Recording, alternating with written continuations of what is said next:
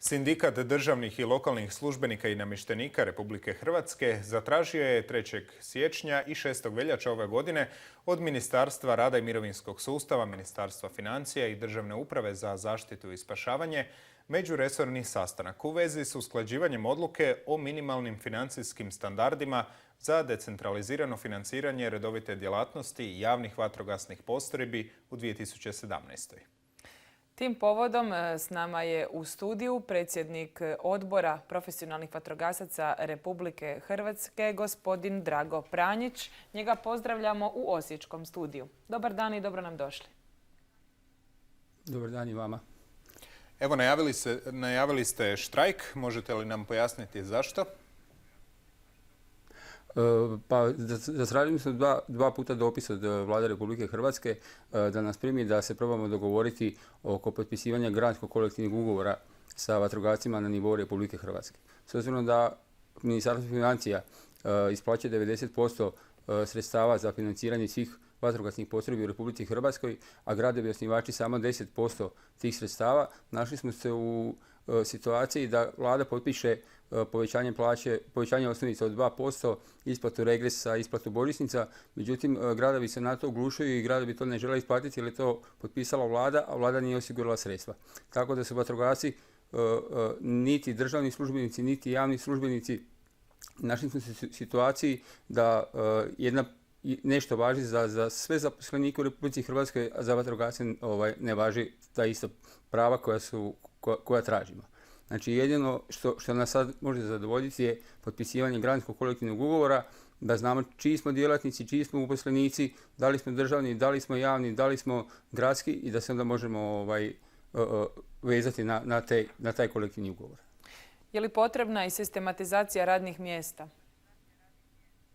Pa sistematizacija radnih mjesta je broj jedan koji mi tražimo, s obzirom da izlaskom iz Ministarstva unutarnjih poslova 2000. godine gradovi osnivači donose sami radna mjesta na nivou svojih gradova kako oni to misle da je potrebno. Međutim, zapovjednik postrojbe nema tu snagu i nema tu moć da ide preko gradonačelnika i da on kaže šta bi nam trebalo. Problem je što sistematizacijom radnih mjesta bi morali se utvrditi i koeficijenti radnih mjesta. U Republici Hrvatskoj imamo 65 postrojbi, nijedna postrojba u Republici Hrvatskoj nema iste sistematizacije radnih mjesta, nema iste koeficijente, nema istu osnovicu. Znači, izlaskom iz MUP-a se sve poremetilo, kulminiralo je u zadnjih 3-4 godine. Mislim da ovakav način rada kroz godinu, 2 dana će nas dovesti u totalni kolaps. Dakle, jednom riječju kaos. Tražite i uvjete rada koje do sada, dodatak na uvjete rada za koje do sada niste dobili.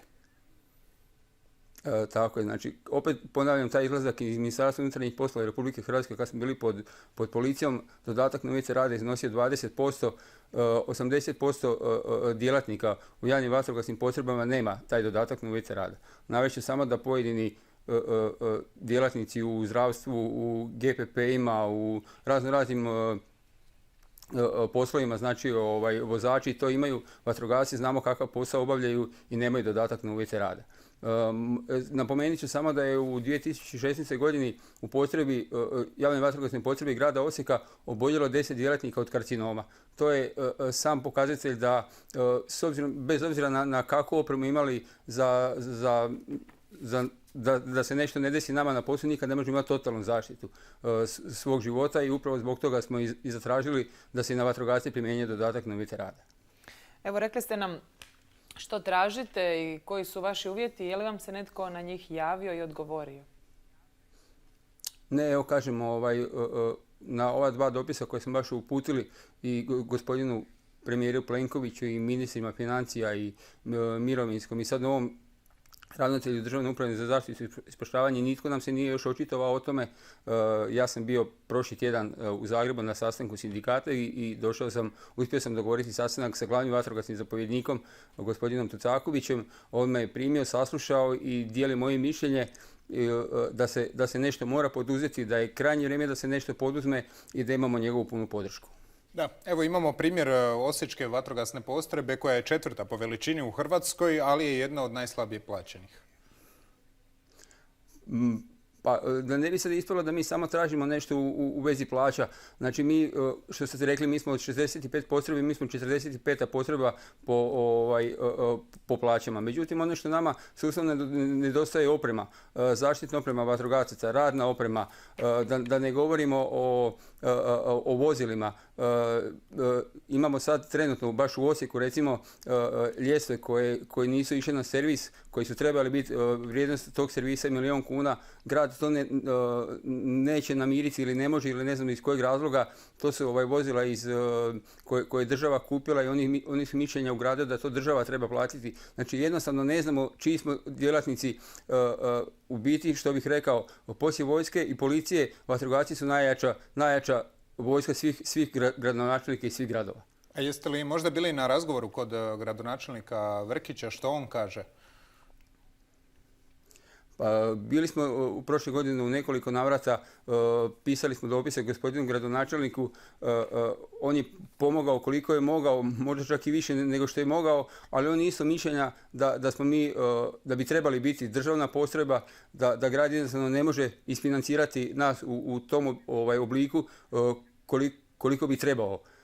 Jer kažem, financiranje vatrogasaca je dosta velik problem i dosta skup problem. I možete nam evo za kraj ovog razgovora reći kad je krajnji rok dogovora, prije štrajka naravno? Pa mi smo ovako, sad ovaj dopis koji smo poslali jučer, zatražili smo vlade hitno očitovanje u roku od 15 dana. Ja se nadam da ćemo do tog očitovanja doći, do sastanka, da će doći štrajk za vatrogasce. Za mene osobno i za moje kolege, vjerojatno na nivou cijele Hrvatske, ne može postojati. Ne može se desiti da mi ne izađemo nekome pomoći, bilo materijalno, ako ne daj Bože život u pitanju ili nešto drugo. Znači jednostavno štrajk upozorenja, nikakav štrajk da mi nekome nećemo pomagati. Sad, da li će se to desiti kroz 15 dana, ja se nadam i ovim putem pozivam sve mjerodavne institucije u Republici Hrvatskoj da nas prime, da sjednemo. Onoliko sredstava koliko država nas financira je nama dovoljno. Međutim, ta sredstva nisu raspoređena na pravi način i nisu raspoređena kako bi trebalo. Znači, ne trebaju nam nikakva dodatna sredstva, što moram naglasiti. Znači, sredstva koja su trenutno u Državnoj upravi za zaštitu i spašavanje su dovoljna za financiranje svih vatrogasaca, ali se mora urediti to financiranje. Dakle, tražite samo pravedniju raspodjelu. U redu, mi ćemo svakako onda kroz 15 dana ili kad već se nešto bude dogodilo to i pratiti. Gospodine Pranjiću, hvala vam na razgovoru. Hvala vama.